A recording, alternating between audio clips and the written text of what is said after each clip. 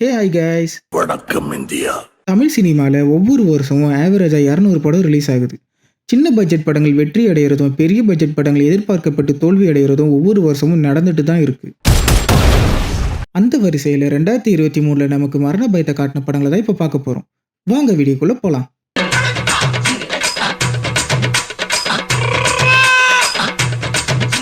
நான் உங்கள் எம்ஜே. இது சர்ப்ரைஸ் சினிமா.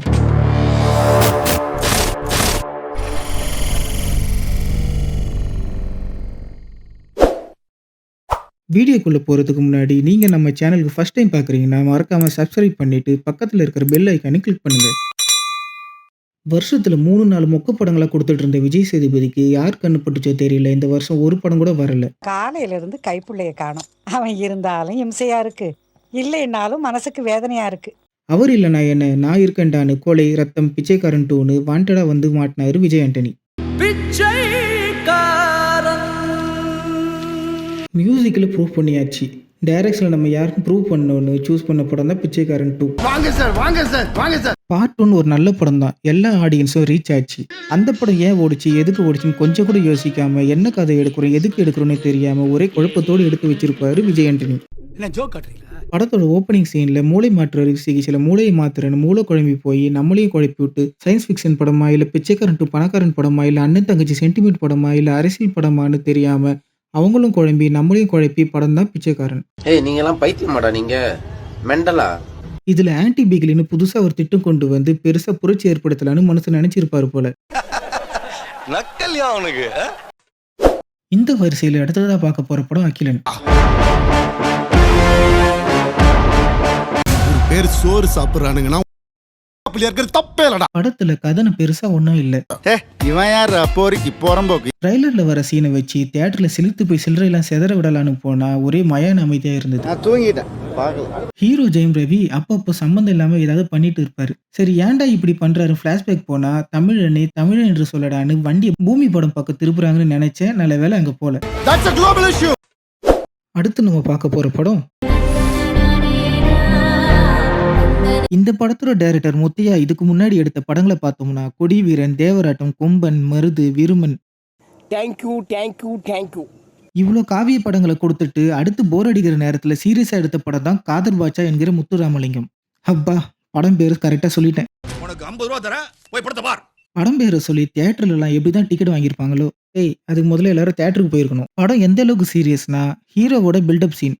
ஹீரோயின் ஹீரோவை தேடி ஜெயிலுக்கு வந்தா அவர் இந்த ஜெயில இல்ல அந்த ஜெயில இல்லைன்னு ஒவ்வொரு ஜெயிலா மாத்தி அனுப்பிட்டு இருப்பாங்க. ஹீரோவோட காஸ்டியூம் பத்தி சொல்லியே ஆகணும். ஹீரோ எதுக்கு எடுத்தாலும் வேட்டியை கழட்டிட்டு ட்ரௌசரோடவே இருப்பாரு. பெரும்பாலான காட்சிகள்ல அவர் ட்ரௌசர்லயே தான் நடிச்சிருக்காரு. காஸ்டியூம் செலவு மிச்சம். இந்த கட்டுக்கு உனக்கு 4 இன்ச் இருந்தா போதாது. டைரக்டரோட வழக்கமான டெம்ப்ளேட்லயே இருந்ததால படம் சரியா போகல. அடுத்து நம்ம பார்க்க போற படம் மிக பிரம்மாண்டமான பொருட்செலவுல நிறைய நட்சத்திர பட்டாளத்தோட எடுக்கப்பட்ட படம். கதைக்காக டைரக்டர் பொருத்தமான நடிகர் நடிகை தேர்ந்தெடுத்தது. மியூசிக், ஆர்ட் ஒர்க், சினிமாட்டோகிராஃபி, எடிட்டிங்னு எல்லா அம்சங்களும் இருந்தாலும் திரைக்கதை ரொம்ப ஸ்லோவா இருந்தது. வானர் பரம்பரை சுத்த வீர பரம்பரை. வில்லன்களான பாண்டியர்கள் வர காட்சிகள் கதைக்குள் ஓட்டாம இருந்தது.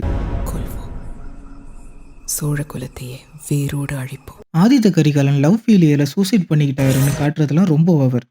கற்பனை கதைனாலும்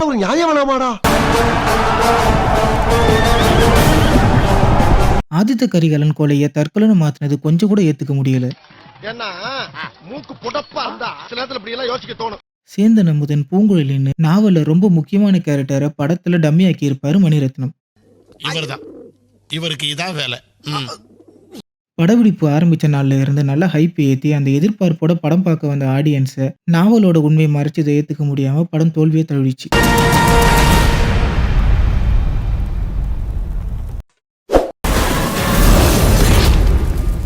ஜப்பான் கார்த்தியோட 25வது படம். இந்த மாதிரி ஒரு கதையை கார்த்தி எப்படி சூஸ் பண்ணாருன்னு தெரியல. படத்துல கார்த்தி திருடனா நடிச்சிருப்பாரு.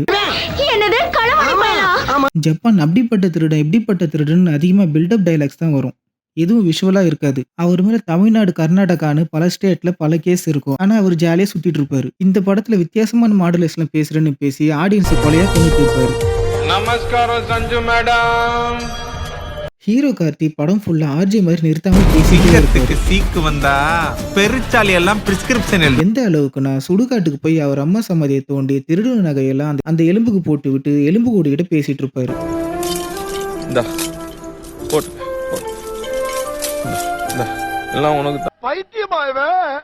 ரொம்ப நேரம் நல்லா பேசிக்கிட்டாரையா. இந்த படத்துல ஹெச்ஐவி கான்செப்ட் எதுக்கு வந்துச்சுன்னே தெரியல. மனுஷன் இன்னைக்கு இருப்பான் நாளைக்கு இருப்பான். 2023 வந்த படங்களே ரொம்ப முக்கியமான படம்னு இதை சொல்லலாம். ஓ சீசன் 2 வரைக்கும் ரீச் ஆயிடுச்சா? அடுத்து நம்ம பார்க்க போற படம் ட்ரைலரை பார்த்து ஏமாந்த ஜெயம் ரவியோட இன்னொரு படம். அகமது டைரக்ஷன்ல இதுக்கு முன்னாடி வந்த என்றென்றும் புன்னகை, மனிதன் படங்கள் நல்லா இருந்ததால ஜெயம் ரவி அகமது கூட்டணி கண்டிப்பா நல்லா இருக்கும்னு நம்பி தியேட்டருக்கு போனா நம்மள வச்சு செஞ்சுட்டாங்க. இதுக்கு முன்னாடி வந்த பல சைக்கோ த்ரில்லர் படங்கள்ல யார் இந்த கொலையெல்லாம் பண்றாங்கன்னு சஸ்பென்ஸ் வச்சே கதை நகர்த்துவாங்க. ஆனா இந்த படத்துல உமர் பாய் தான் கொலைகாரன்னு தெரிஞ்சதால அந்த எதிர்பார்ப்பு குறைஞ்சி திரைக்கதையில ஏதாவது வித்தியாசமா இருக்கும்னு நினைச்சோம். அப்புறம் ஏன்டா இன்னைக்கு யார கொலை பண்ணலான்ற மாதிரியே முடிக்கிற? நயன்தாராவோட ஜெயம் ரவி வர காட்சிகள் ரொம்ப கிரிஞ்சா பழைய டெம்ப்ளேட்ல இருந்தது. எனக்காக மட்டும் தான் நீ பிறந்திருக்க. ஜெயம் ரவியை சைக்கோ கிட்ட இருந்து இல்ல நயன்தாரா கிட்ட இருந்து தான் காப்பாத்தணும் போல இருந்தது. படத்துல பாசிட்டிவ்னா ஜெயம் ரவியோட ஆக்டிங், யுவன் சங்கர் ராஜாவோட பின்னணி இசை, சவுண்ட் எஃபெக்ட்ஸ் ரொம்பவே நல்லா இருந்தது. கரெக்டா? இந்த படத்துல ரத்தம் தெறிக்க தெறிக்க வயலன்ஸ் ரொம்பவே அதிகமா இருந்தது.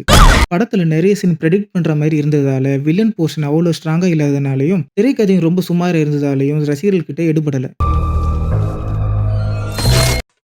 அடுத்து நம்ம பார்க்க போற படம்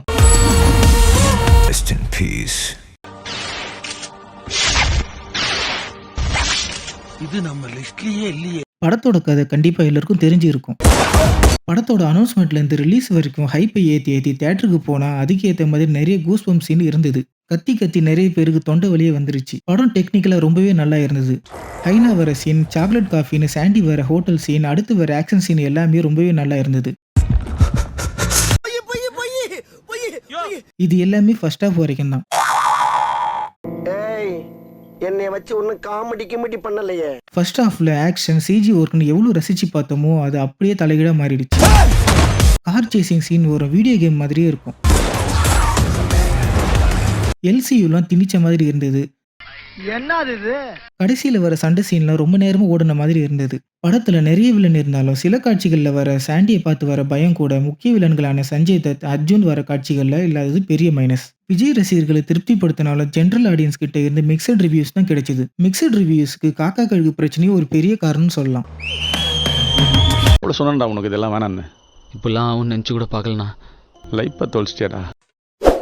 இது என்ன பிரமாதம்? இது விட பெசலைட் ஒண்ணு இருக்கு. கூவுடா. ராஜாதிராஜ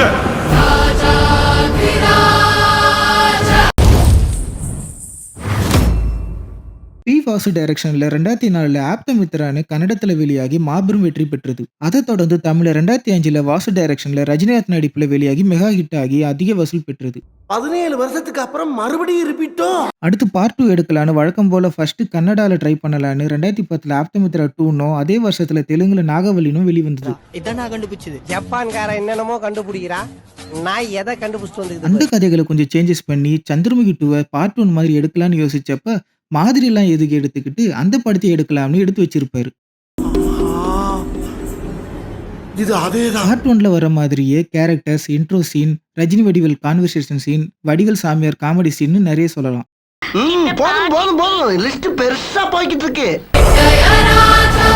படத்துல ஹீரோவா நடிச்சிருக்கிற லாரன்ஸ் எல்லா படங்களிலும் ரஜினி மாதிரி பேசுவாரு, ரஜினி மாதிரி நடிப்பாரு. இப்போ ரஜினி நடிச்ச கேரக்டரே கிடைச்சிருக்கு, சும்மாவா விடுவாரு?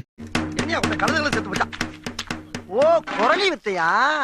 ஹீரோ இன்ட்ரோ சீன் பாத்தீங்கன்னா பாலியாவுக்கு டஃப் கொடுக்கற மாதிரி பஸ்ஸோட பின்பக்க கண்ணாடியை உடைச்சுக்கிட்டு குழந்தைகளை காப்பாத்திட்டு இன்னொரு பக்கமா வெளியே வருவாரு.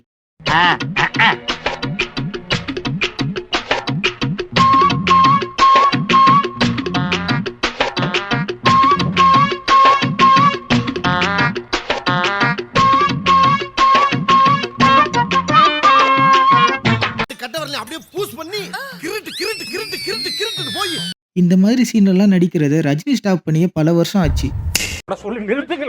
கங்கனா ரனாவத் சந்திரமுகியா நடிச்சிருக்காங்க. சந்திரமுகின்றது பேய், பைத்தியக்காரி இல்லைன்னு ஒரு மீம்ல பார்த்த மாதிரியே இருந்தது பல காட்சிகள். அதனாலதான் அந்த ரியாக்ஷன். அது உங்களுக்கு புரியலன்னா நான் ஒண்ணும் பண்ண கத்துக்கிட்ட மொத்த வித்தையும் இறைக்கிறோம் பாருன்னு அஞ்சான் லிங்குசாமி சொன்ன மாதிரி பிவாசு கொடுத்த இன்டர்வியூலாம் பார்த்தப்பயே தோணுச்சு படம் வேற லெவல்ல வரும்னு. எனக்கு தெரிஞ்சு ஐ திங்க் இன்டர்வல் பிளாக்ல வந்து எல்லாருமே தெரிச்சிருவாங்க. எல்லாம் ஒட்டுமொத்த கூட்டத்துக்கு எல்லாம் பிச்சுக்கிருச்சு. படத்தோட ஃபர்ஸ்ட் லுக் வந்தப்பயே தெரிஞ்சது இவங்க சந்திரமுகி பார்ட் 2 எடுக்கல, சந்திரமுகி பார்ட் 1ஓட ஸ்பூஃப் படம் தான் எடுக்கிறாங்கன்னு. வேட்டைய ராஜா பராக் பராக் பராக். ஓகே வியூவர்ஸ், வீடியோவோட எண்டுக்கு வந்தாச்சு. என்னது எண்டுக்கு வந்தாச்சா? இந்த லிஸ்ட்ல வாரிசு துணிவு வரலையான்னு கேட்டா இல்ல. அந்த படங்கள் குடும்பங்கள் கொண்டாட வெற்றியில் இருக்கிறதுனால நம்ம லிஸ்ட்ல வரல. இன்னும் நிறைய படங்கள் மொக்க படங்கள் லிஸ்ட்ல கூட வர முடியாத அளவுக்கு கொடூர மொக்கையா இருந்தது. அந்த படங்களை பத்தி இன்னொரு வீடியோல பார்க்கலாம். இந்த வீடியோ பிடிச்சிருந்தா லைக் பண்ணுங்க, ஷேர் பண்ணுங்க. வீடியோ பத்தின உங்களோட கருத்துக்களை கமெண்ட் பாக்ஸ்ல கமெண்ட் பண்ணுங்க. சப்ஸ்கிரைப் பண்ணலாம், மறக்காம சப்ஸ்கிரைப் பண்ணுங்க. அடுத்து ஒரு வீடியோல மீட் பண்ணலாம்.